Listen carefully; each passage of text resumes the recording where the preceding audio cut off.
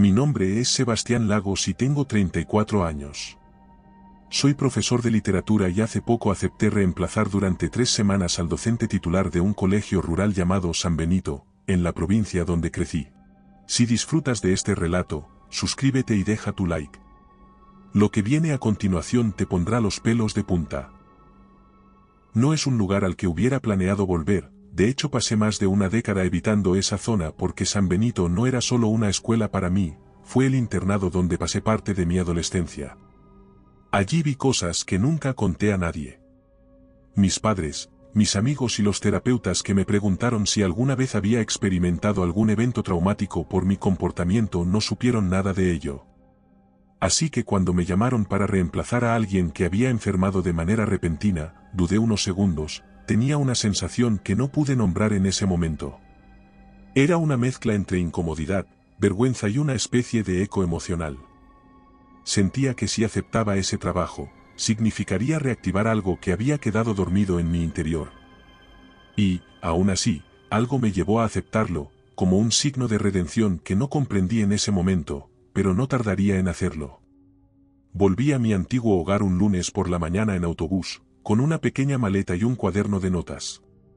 Al bajar frente al portón de hierro de la escuela, me di cuenta de que nada había cambiado, los mismos muros altos cubiertos de enredaderas, la verja chirriante, la capilla diminuta al costado del edificio.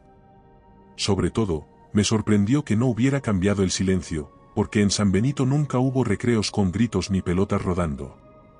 Solamente se podían escuchar órdenes y oraciones mientras los niños miraban hacia el suelo. Entré por el mismo pasillo largo que daba al patio central y lo primero que noté fue que el segundo piso seguía clausurado igual que antes. Sentí un escalofrío al reconocer las puertas selladas por tablones de madera clavados en cruz y el cartel descolorido que decía zona inhabilitada por riesgo estructural. Yo sabía que todo eso no era cierto, al menos no del todo. Recordaba perfectamente que ya estaba clausurado en mi época y los pasillos no estaban derrumbados ni rotos ni inclinados, estaban enteros, solo vacíos y olvidados. La hermana Miriam, una monja pequeña y casi calva que nos cuidaba ya hacía años, me recibió con su voz aguda y su sonrisa tensa. Con rapidez me explicó que el director no podía presentarse porque estaba en una reunión con el obispo. Al parecer, los alumnos eran pocos y las clases duraban menos de lo estipulado para que pudieran realizar tareas algunas en la capilla. También remarcó que, por favor, no insistiera en ir al segundo piso, ni siquiera a curiosear. Como si supiera lo que yo estaba pensando.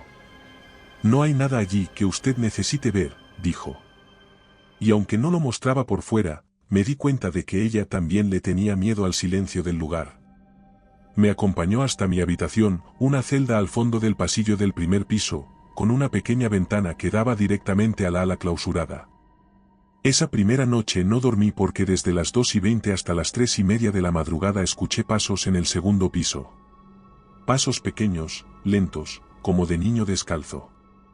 No fue una vez ni una ilusión, los escuché todas las noches de esa semana, siempre a la misma hora.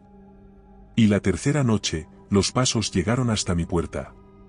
Al principio dudé, me acerqué a la puerta cuando los pasos se detuvieron en la entrada, pero mi cuerpo se quedó completamente inmóvil. Algo más fuerte que yo me decía con absoluta certeza que no debía moverme, que no debía hacer ni un sonido ni siquiera respirar profundo. Relatos como este son parte de nuestro libro en Amazon. Encuéntralo en la descripción. Los pasos lentos y suaves, de pequeños pies sin peso, tenían una cadencia que no me era desconocida. Había un ritmo que reconocí en lo más hondo de mi memoria, no en mis recuerdos sino en esa parte del cuerpo donde uno guarda los traumas que se niega a revisar. Supe en ese momento que esos pasos ya los había oído antes cuando era estudiante y dormía en esas habitaciones hace más de 20 años. Solo que en ese momento, creí que los soñaba, que era parte de los terrores nocturnos que muchos sufríamos en San Benito. Ahora ya no tenía dudas, no era un sueño, los pasos eran reales y no se arrastraban ni golpeaban. Se habían detenido, esperando unos minutos hasta que retrocedieron de nuevo hacia el pasillo como si no al no haberme encontrado, hubieran decidido dejarme una noche más para pensar. A la mañana siguiente pregunté a la hermana Miriam si el internado seguía teniendo alumnos que pernoctaran en las instalaciones, a lo que me respondió que ya no, Desde hacía más de una década los niños volvían a sus casas por la tarde y que solo quedábamos nosotros en el edificio desde las 6 en adelante. Al insistir que había escuchado pasos de niños por la noche, me miró a los ojos con una mezcla de pena y resignación. Respondió con una frase que parecía más una confesión. Algunos recuerdos caminan más despacio, por eso tardan más en alcanzarnos. Después me pidió que no volviera a mencionarlo. Al darse la vuelta, noté que tenía la espalda ligeramente encorvada, como si llevara una cruz invisible sobre ella desde hacía mucho tiempo. Ese día no pude concentrarme en las clases, los alumnos eran aún más callados que en mi época, como si les hubieran enseñado a no levantar la voz por una razón más fuerte que la disciplina. En el recreo me senté cerca de un grupo de ellos para observarlos sin intervenir y escuché que uno le decía a otro con total naturalidad: «Anoche volvió a buscar al que se quedó arriba». Me giré levemente ante esa afirmación y ellos lo notaron. Se callaron todos al unísono y se alejaron de mí como si yo no debiera oír eso, como si yo ya estuviera contaminado por el pasado del lugar. Esa noche no pude evitarlo, tomé la linterna y salí en silencio del cuarto cerca de las 2. Recorrí el pasillo y llegué hasta donde comenzaban las escaleras, las mismas que llevaban a la zona clausurada del segundo piso. Al subir los primeros escalones noté que la madera crujía menos que la recordaba, como si los años no hubieran pasado por allí y ese tramo del edificio hubiera quedado congelado en una noche específica. Al llegar arriba vi que las tablas estaban aún clavadas en cruz, todas menos una. Aquella puerta estaba entreabierta y una pequeña vela encendida dentro del cuarto arrojaba una luz parpadeante sobre el pasillo. Entré sin dudarlo. La habitación era una celda similar a la mía pero más antigua, con el mobiliario intacto y un olor a madera quemada que no provenía de ningún objeto visible.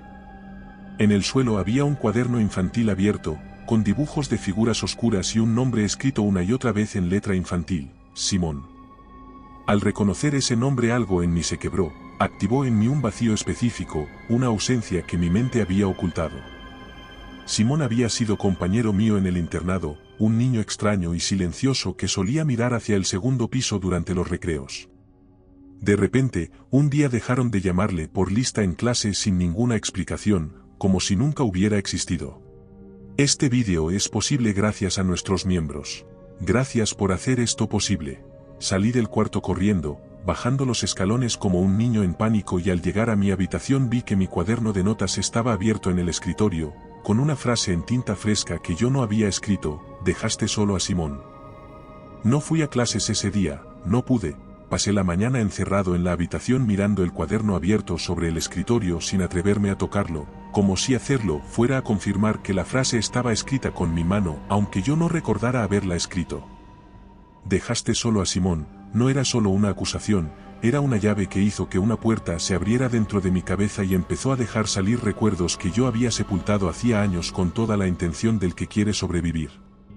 Ahora lo recordaba todo: la noche en que Simón desapareció, la noche en que escuchamos los pasos en el pasillo del segundo piso, cuando aún creíamos que las pesadillas se combatían con oraciones y agua bendita.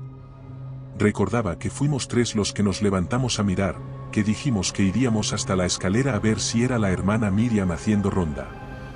Al llegar arriba no encontramos a nadie, solo una luz encendida en el último cuarto del ala oeste, la más cercana a la capilla. Simón, sin decir nada, avanzó solo hacia esa puerta y entró mientras nosotros lo mirábamos desde lejos sin hacer nada, solo esperando que volviera. Nunca volvió. Finalmente, bajamos en silencio sin decir una palabra, convencidos de que al día siguiente él estaría de nuevo en su cama como si nada, pero no apareció. El director anunció días después que Simón había sido trasladado por problemas de salud y que sus padres habían retirado todas sus pertenencias y nosotros fingimos creerlo, porque era más fácil vivir así que admitir que lo habíamos dejado subir solo. Cerramos la puerta de la memoria con la misma facilidad con la que ahora intentaba cerrar la tapa del cuaderno sin lograrlo. Cada vez que lo hacía, la frase reaparecía escrita en una hoja nueva. Esa noche, cuando el reloj marcó las 2:20, no esperé que llegaran los pasos. Salí al pasillo con la linterna en la mano y subí las escaleras sin vacilar. El aire era distinto arriba, no olía a cerrado ni a humedad sino a encierro y a tiempo detenido. Avancé por el pasillo hasta la puerta del último cuarto, la misma de aquella triste noche, la que Simón cruzó sin dudar y que yo no me atreví a seguir. Estaba entreabierta, como si hubiera estado esperándome todos estos años. Dentro no había luz, pero el silencio era tan denso que se podía oír, como si el aire se negara a vibrar, como si todo lo que debía haberse dicho en ese lugar se hubiera quedado atrapado en las paredes. Había una cama, un crucifijo torcido, y en la esquina opuesta, de espaldas, un niño sentado, descalzo con el antiguo uniforme del colegio. La camisa estaba manchada y el pelo revuelto, pero no se movía. No necesitaba hacerlo, porque yo sabía que era él, sabía que Simón nunca había salido de ese cuarto, que había quedado atrapado en el gesto inconcluso de una desaparición sin testigos. En el recuerdo compartido y negado por todos, en la culpa colectiva que el colegio había disuelto entre clausuras y reformas, en el silencio institucional que llamaron riesgo estructural. Si te está gustando este relato, suscríbete. Y recuerda que comentando nos ayudas a llegar a más gente, siempre os leemos a todos. Si no sabes qué comentar, siempre puedes poner misterioso en los comentarios. Lo supe y avancé, y cuando estuve a pocos pasos de él, levantó la cabeza y me miró. No tenía rostro. Era como un reflejo mal terminado, como si alguien hubiese intentado recordar su cara pero no pudiera completarla. Parecía que la imagen estuviera formada solo por el recuerdo de haberlo visto una vez.